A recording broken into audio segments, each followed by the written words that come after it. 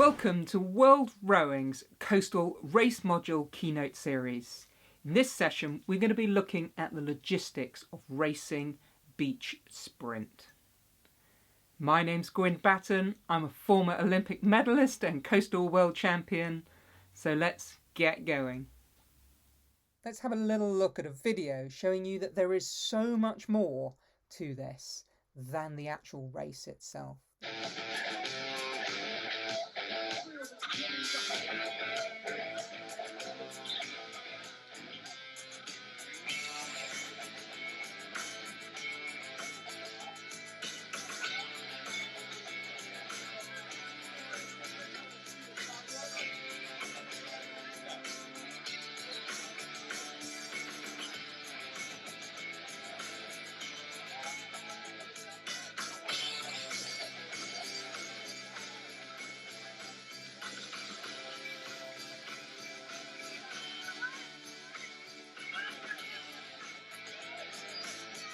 So in this session, we're going to be looking at the principles of beach sprint, why the rules say what they say, an overview of the physical demands based upon the scheduling of the race logistics, so things like progression, pool boats, lane selection, etc.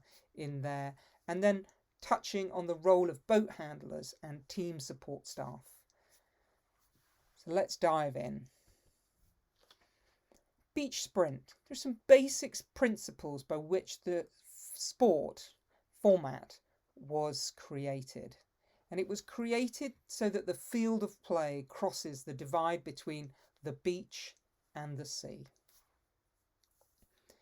The event presentation and the scheduling is specifically designed so the sport is high tempo, the activity comes one after the other, and that the beach culture, the culture of the beach where the event is, seeps in to that presentation, whether or not that's through music or through attitude. It's all about the culture, the local culture, combining with the format. The competitors are specifically placed so they are close to the fans, and the media is even closer. So we're trying to reduce the space so that everybody feels like they're part of the action, deep in that action. The skills inside the sport is about testing the skills of those rowers. So it's the complete rower, not just going fast in a straight line, but how to turn, how to get into that boat, how to exit that boat, how to handle waves, etc. So testing turning power, rowing speed, steering agility. And unlike classic river rowing, the boat handlers are part of the team and they are on the field of play. And the actions that they take are almost as important sometimes in reducing the mistakes that potentially would slow the cruise down. The concept of the last 8 is designed specifically to keep rowing's link to the exquisite endurance conditioning that we know rowers have. So let's dig into that a little bit more. Let's look at the physical demands. So we know, looking at the times from the World Rowing Beach Sprint Finals in 2019, we know that roughly the fastest races were about 2 minutes 20 and the slowest races were about 3:10. Okay, and so of course that's going to vary depending upon the temperature of the water, the nature of the waves, and the distance of the running on the beach. But let's use that as a rule of thumb. We know that the anaerobic capacity, so that's that power element, is important, but we also know that the aerobic metabolism is still the overriding energy system for the event, especially as it significantly factors into the recovery between races. So if we look at 2,000 meter rowing, somewhere in the aerobic contribution we understand is about 70 to 80%, with the anaerobic being 30 to 20%. Okay, we don't have any research at the moment, but our best guess is the aerobic. It's very much between 50% and 70%, with the anaerobic component being 50% to 30%. And again, no study's been taking place yet, but our best guess. If you want to dive in from a physiological perspective, if you want to dive into a little bit more, we believe that the cross-country skiing sprint format is thought to be one of the closest parallels. There's a lot of research in there around recovery. So dive into there if you want to know a little bit more. So if we look down the breakdown of the race itself, so we look at the breakdown based upon what we went through at the very beginning with the 5 phases, we know that that initial run phase, okay, takes about 10 seconds if you're looking at a 2-minute 50 race, okay? So that's 6% of the race is likely to be coming from the run. The row, 1 minute 11 seconds, that's about 42% of the race. The power turn, huge drain of energy as you come around that top turn. We know that that's about 9 seconds, and again, around about 5%.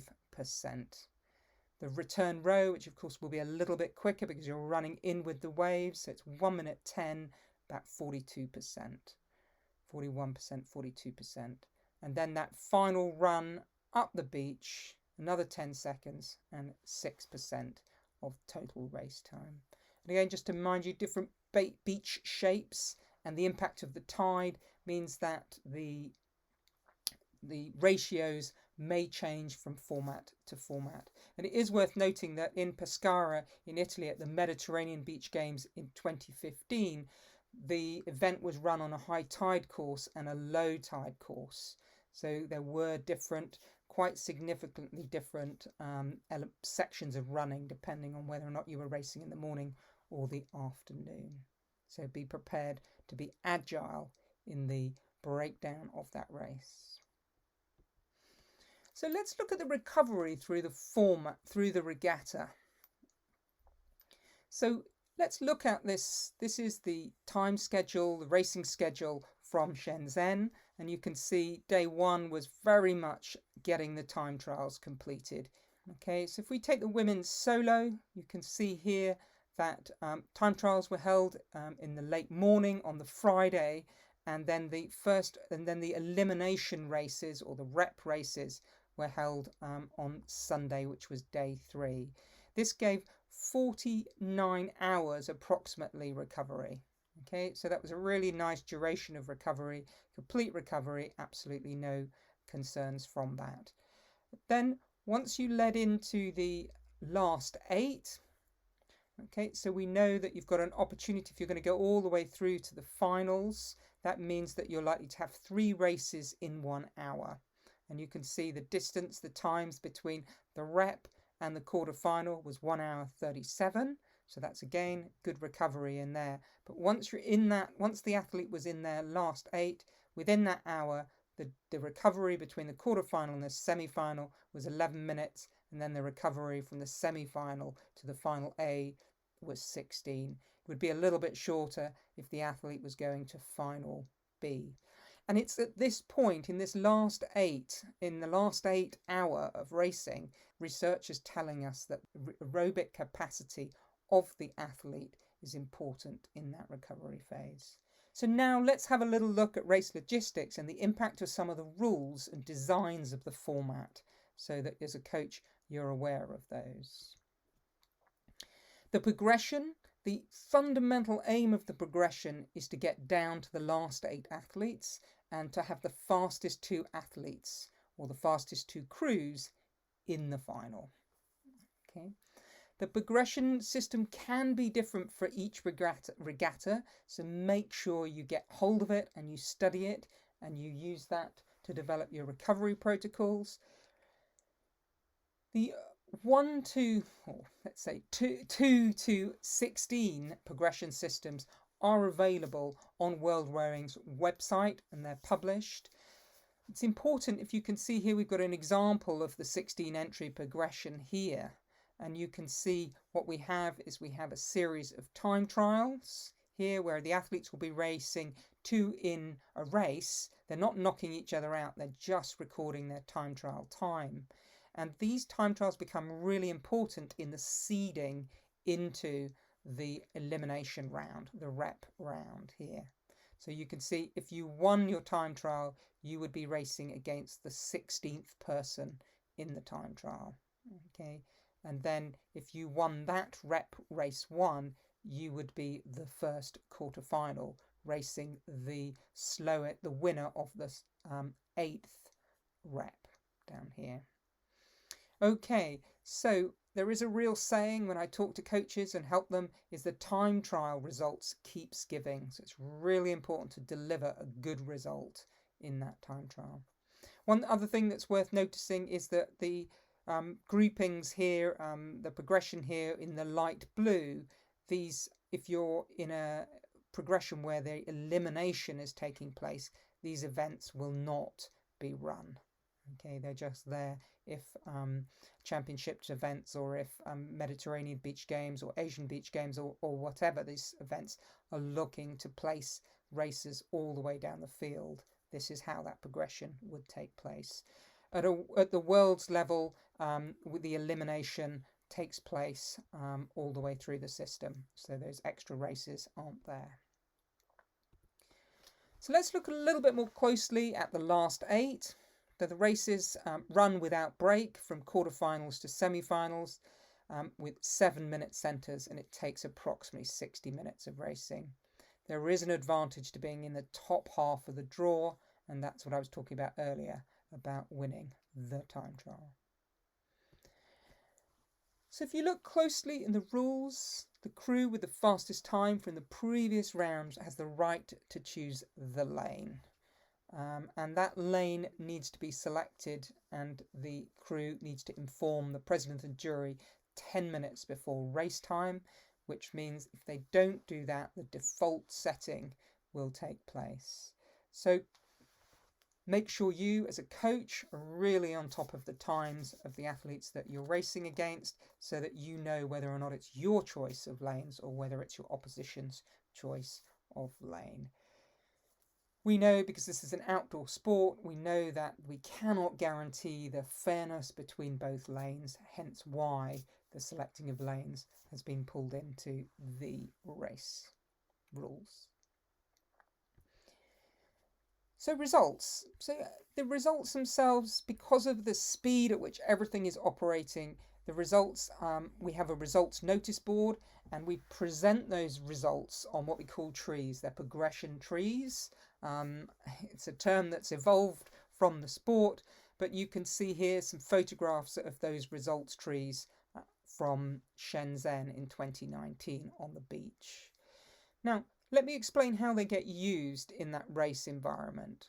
So you can see here at the quarterfinal, you've got a series, you've got 8 crews have come through to the quarterfinal stage, and you can see that the time in brackets is the time from the previous round.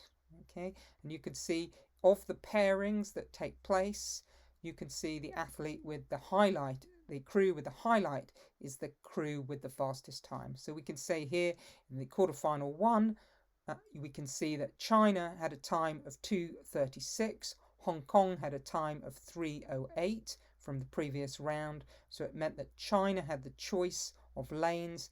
China chose lane 1. China won that race, and they drew Holland, the Netherlands, in the semi-finals. China's time from the previous round was 2:34, 2 minutes 34. The Dutch time was 2 minutes 36 seconds. So again, China had the right to choose the lane. They chose lane 1. China won that race, and they went through to the final. Okay, the time from China going into from the previous round was 2 minutes 28 seconds, and France had 2 minutes 34, so it meant that China chose lane 1. Interestingly enough, in Shenzhen, there wasn't any advantage from lane 1 or lane 2, but what China did, the reason why China liked lane 1 was their spectators, and they had a bit of a team base over in lane 1, and so it was a really great place to be in terms of energy from the crowd. So that's how it works, and really important for coaches and crews to understand that lane selection and how on top of the times they need to be as they go through the regatta. So let's talk about pull boats. So each pull boat is allocated to a lane. So it's either allocated to lane 1 or lane 2. And each pull boat is matched in pairs. So there are 2 match boats and they will receive the letter A, and there are 2 match boats that will receive the letter B, C, etc. going through, depending on how many tracks are being raced and how many boats are being used. So it means, because of this, it means that any boat that has a number 1 written on it, it means that it will race in lane 1. And any boat which has 2 means it will race in lane 2. So if you've got to look out for the labelling of the boats, and that's really important. So the boats will be labelled in lane 1, A1, B1, C1, D1. And in lane 2, it'll be A2, B2, C2, D2. And boats A1 will race boat A2.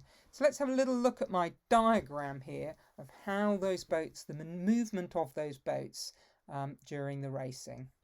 So let's say we have race 1 here in this top graphic, and the A boats are ready to race. So they're in the ready zone or the set zone, and they're ready to race. And A1 is in lane 1 and A2 is in lane 2.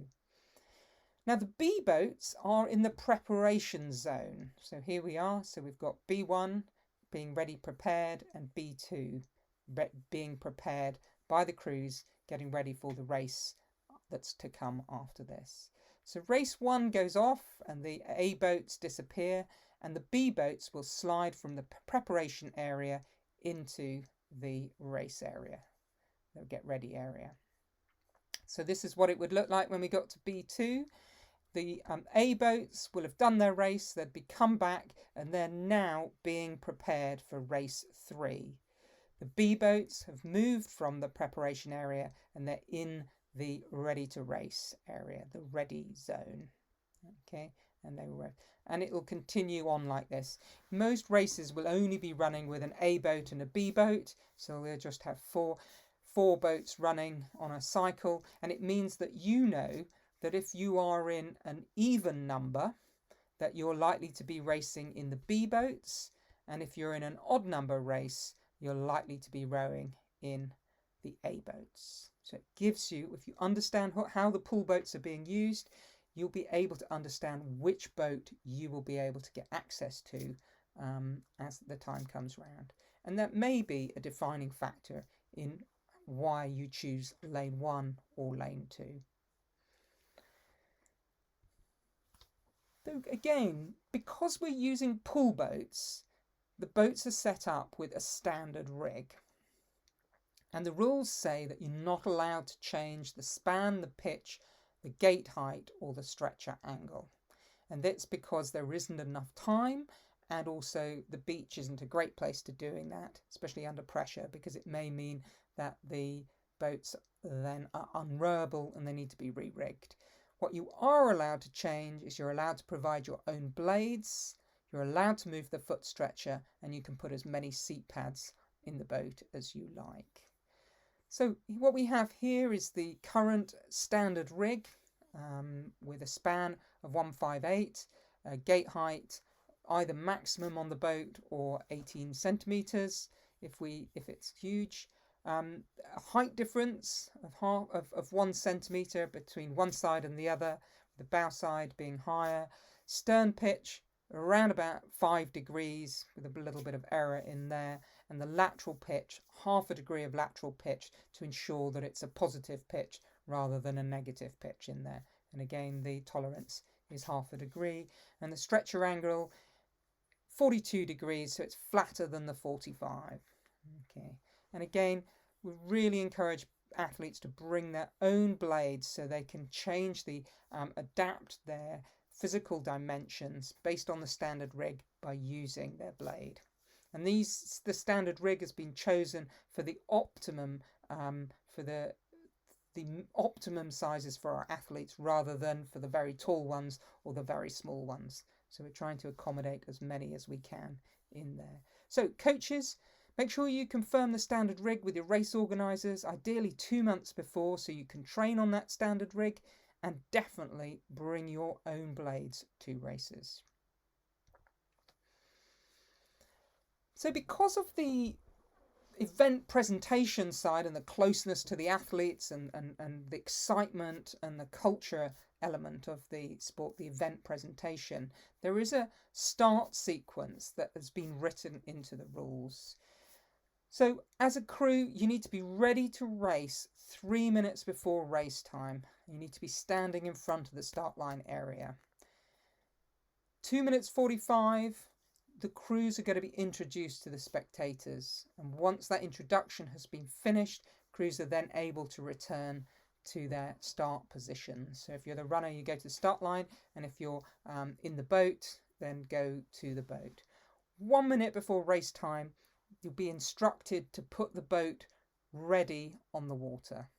Okay, and the runner will be behind the start line. At 30 seconds to go, the music will come down and the starter's voice, you should be able to hear the starter's voice say, "Get ready." Okay. Interestingly enough, at any time after the starter has said "get ready," he can start the race. Okay, so it could be 30 seconds, it could be 1 second after that. He'll say "attention," and then the red flag will drop with the hooter.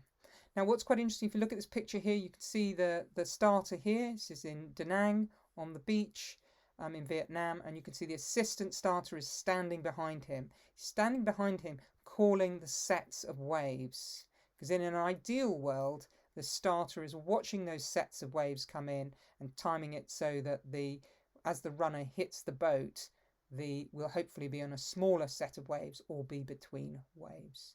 But it doesn't always work like that, so be prepared to do anything. There's also a new rule that's come into the rules quite recently, and it's the people boat race rule, and it's about the return as the boats are coming into the beach, encouraging crews not to take unacceptable risks as they approach. So in essence, your boat cannot be out of control as you come to the beach. And if it is, there is an order of priority of actions that you as a crew need to take. The first one is the safety of the crew. Then it is the control of the boat. And thirdly and finally, it is the race. So in short, if you capsize on your way in, you cannot simply jump out of the boat and swim for shore. Yeah? You cannot leave the rest of the crew to deal with an out of control boat. Okay, so watch out how that unfolds and the interpretation of that rule over the next couple of years. So let's now look at the role of the boat handlers and support staff in this mix. So we've looked extensively at what the athletes do. Now let's have a little look at the support staff. And there's a great picture here in a solos race, and you can see here the Owen from Great Britain. He's run in and he is about to get in, and you can see that there are 3 boat handlers operating because of the wave break. I've got some video of another race but similar location. So the primary role of the boat handlers is to support the rowers at the start and finish of the race, as they get into the boat and as they return. So it's about preparing the boat, carrying the boat to the water, holding the boat at the start, supporting the entry into the boat, helping them to steer on the outward leg, collecting the boat on the arrival to the return zone, guiding the athlete around the lane flag, and carrying the boat out of the water and handing it on to the next team. The rules say that the boat handler must not go deeper than shoulder height, and that's plenty enough for the role that they have to take place. Each team should provide their own boat handlers who must be able to swim and have been trained in how to carry heavy boats. And when these boats are full of water, they are pretty heavy, so make sure you bring someone fit and strong to be able to do your boat handling work for you. 2 boat handlers per boat, but in tough conditions, the president of the jury may agree to more. So be mindful of that. And it's really important that the boat handlers wear matching uniform that is a different colour to the crew. And you can see a nice picture here of the boat handlers from Hong Kong. They're wearing white, wearing their national team tops, and their crews are wearing black undershirts. So the real distinction between the two of them. So let's watch a video now of some boat handlers in action in Shenzhen. So the athletes here, it's a solo event, so the athletes are behind the start line, and here you've got the 3 boat handlers, okay, wearing, in this case, the World Rowing bibs, and they're moving from, they've just been instructed 1 minute ahead of time, and they are now moving the boat to the water. You can see, look how the blades are placed in the boat, and you can see there's the camera. I was talking to you earlier about the cameraman. You can see they are following closely behind. Now what's quite interesting is we've got a nasty, gnarly little wave here in Shenzhen, and they're keeping the bow low in the boat to ensure that there's no swamping, so the boat is empty as the wave comes through. So the athletes are now running down to their boats, and you can see boat handler on either side of the blades, controlling the blades, and one on the stern, making sure the fin doesn't hit down, and the athlete's away. Very good start there. So let's talk a little bit about the preparation, and there's quite a lot of activity when the boat returns from its race. And some people are saying it's a little bit like the Formula One pit crews. So here's a picture of a pit crew full action. You can see how interesting the spectators are in this. So they're interested in the pit crews as well as the racing. And there's a lot going on in this picture. So what you've got here is the boat is being tilted stern down to empty or to check for any water in the boat. And there's the boat handlers here in yellow. And the general event helpers in purple are helping that process. And what you've then got is you can see the blades are being brought to the boat, and you can see just here at the back the athlete is already starting to undo their foot plate so that their feet are in the right location. And so it may be that you've only got a couple of minutes to do this. So what jobs are you doing when you're preparing the boat ready to race? First things first, you need to confirm which lane you have been allocated. If it's your choice, you'll know. If it's not your choice, you may need to look at the notice board or ask the other crew, if they had a faster time than you, what their lane selection is. You receive the boat. Ideally, as soon as it comes into the water, you take in possession of it, you turn it round, and you place it in the boat preparation zone area, so you don't have to move it later. You do a damage check. And it's critical that you do that, because essentially the rules mean that once you get going, you abide by your own breakages. So if you can't spot those breakages after the boats come in, chances are you'll have to live with that breakage and you will be eliminated. Important to do a water check, just in case the boat's been taking on water over time, so you can drain the water out or as much of it as you can in the time that you have. You're adjusting your foot plate. Make sure in training you measure this so you know exactly where it's going to be. Put in the blades, put in the seat pads, and as I said earlier, make sure they're your own blades, because then you're in control of them and you haven't got an issue of trying to move the buttons or adjusting the length while you're in the sand under pressure. And then of course, once this is complete, place the boat in the set position, because the boat currently from the set position will be now racing. You're 3 minutes before race time and you're ready to go for the start sequence. So what about the team manager and the coaches? Well, in essence, the team manager needs to attend all the meetings, and if it's at a World Rowing Beach Sprint Finals, these are put into the timetable or on the notice board. Okay, so you usually meet before the event starts and then after racing each day, and it's normally about 30 minutes after the last race, but each event will be slightly different, so make sure you keep your ears open for that. The environment is really fast paced. There's a lot of noise. The music will be very loud and it's quite hard to think and talk. So it's really important that you've got your protocols and you know what's going on, so you don't have to spend a lot of time shouting. Races are on 7 minutes or 5 minute centres. So again, pace is high. A team managers meeting can be called at any time. So make sure you're listening to the PA system, to the public address system, and that meeting point is likely to be on the start line. So if you hear it, make sure that you go to that start line. You need to understand progressions, you need to understand how to use the results trees, and you need to know where the president of the jury is to let them know about your lane selection. Make sure you record the times from the previous rounds so that you can take advantage of your lane choice. If you don't do that by the 10 minutes, it will go to the default position, which is written into the progression.